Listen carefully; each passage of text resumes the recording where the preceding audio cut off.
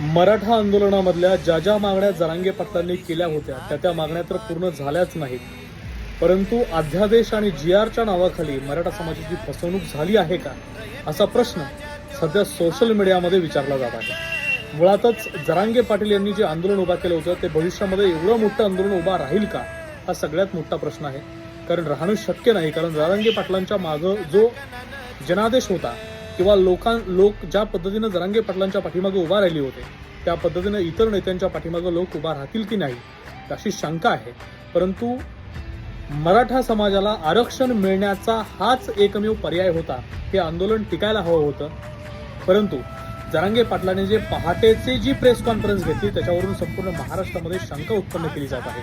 मित्रांनो, तुम्हाला काय वाटतं, नक्की मराठ्यांना आरक्षण मिळालं आहे का, मराठ्यांना आरक्षण मिळणार आहे का, सखे सोयरे या शब्दाचा अर्थ व्यापकपणे जाणून घेतला आहे का, त्यावरून तुम्हाला काय वाटतं कमेंट करून नक्की